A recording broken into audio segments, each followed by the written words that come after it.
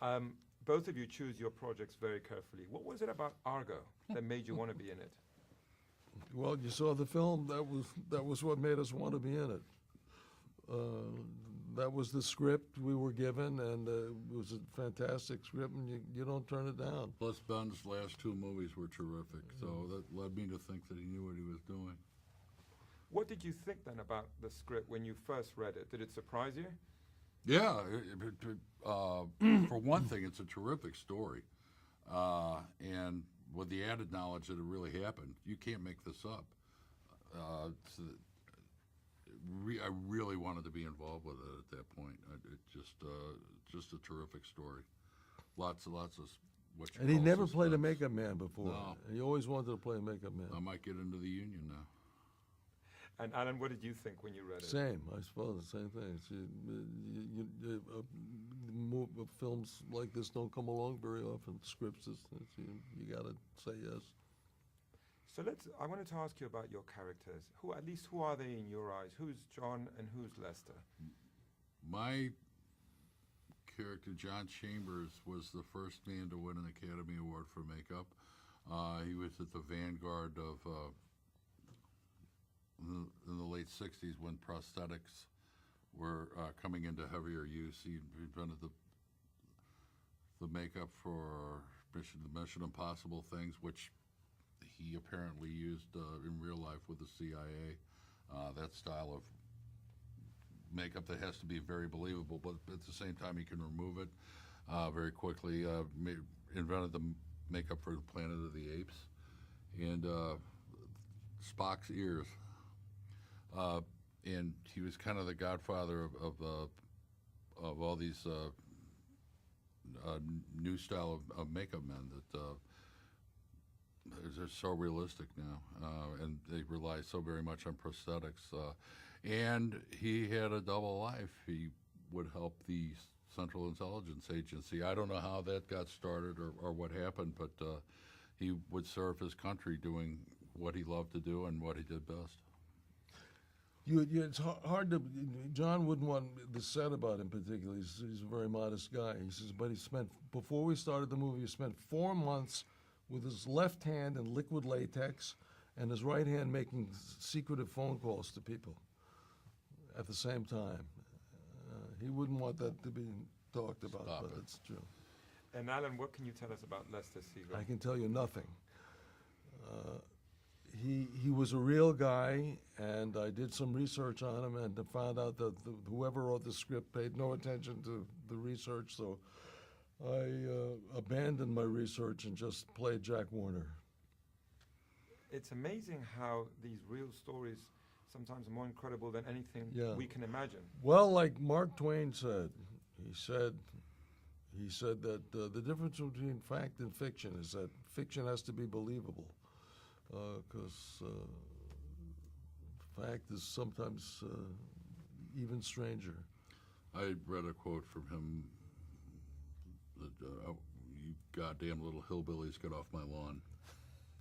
Is that true? Yeah, he once said that. I think another thing he said that I loved, he says, opera's not as bad as it sounds. John, what do you think about that? How sometimes real life can go much further? Well, you could not make this up. Somebody did make it up. Yeah, somebody made it up. A lot of people made it up. You're proving me a liar. You're calling me a liar. No. It didn't just happen. Yeah. Tony Mendez made it up. Yeah, Tony Mendez, the author of everything. Yeah. How much did you both know about this before getting involved in this project? I didn't know about it. I'm an actor. I don't read the newspapers. Do you read your reviews?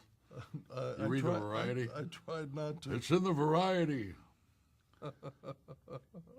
I didn't know anything about it until I read the script. And I'm wondering, how much did you enjoy playing these characters, which have also a great sense of humor, I felt, and that was very important in the movie. Well, my favorite pocket, if there is such a thing, is to play serious comedy. Is comedy in which there's an underlying importance to an event, and not just slapstick silliness. That's my favorite kind of thing. And this falls right into that category. And for you, John? I was speaking. I was speaking for John. Thanks. I'm sorry, I forgot the question. How much did you enjoy playing these characters? Oh, very much so. It was one of those films where you enjoy going to work every day, and I couldn't wait to get to work every day. So I knew that was a good sign. Everybody was pulling together just to tell this great story. When people see the movie, they're going to think, what these guys are saying about Hollywood, is that true? Would you say it was accurate? Well, you could have gone even further. I'm just wondering. Yeah, it's pretty accurate. I think it chews up a lot of people. I mean, the only thing I say about Hollywood at all is when I'm sitting on the steps with Ben, and he asked me what my family life is like, and I tell him it's terrible. And it can, if you're not really careful, completely eat you up and chew you up and spit you out. And I think that's absolutely true. Yeah, it was a great moment. I'm a terrible father. Do you have kids? Yeah. And Ben could see it happening to him in his business. Yeah. Or Ben's character could. And in your opinion, John, the portrayal you give of Hollywood, would you say it's accurate? As far as I know, I try to keep myself divorced from any stuff like that. Some by choice, mostly. I haven't been invited to the party, so I really don't know. It seemed pretty accurate. I don't think anybody feels like they've been invited to the party. I feel like everybody feels like an. But it feels like everybody with me, sometimes. But I think if you scratch underneath the surface, I think most people feel exactly the same way. But they don't. I don't think people have the courage to admit it most of the time. You were mentioning. Where's the party? Where's the party? What's wrong with me? Yeah. And then you were mentioning that scene with Ben. It's quite extraordinary to work with an actor that at the same time is directing a movie. That's not something that happens all the time. What was that experience like for both of you? Well, I told him not to look at me. I told Ben, don't look at me ever when we're acting together, because I don't know whether you're acting or directing. And I don't want to be having the eyes of the director. No, I'm not.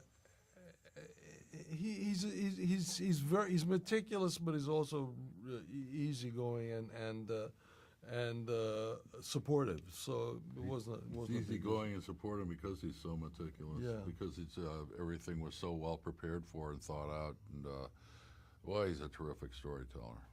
Yeah, I mean, everything was very richly detailed.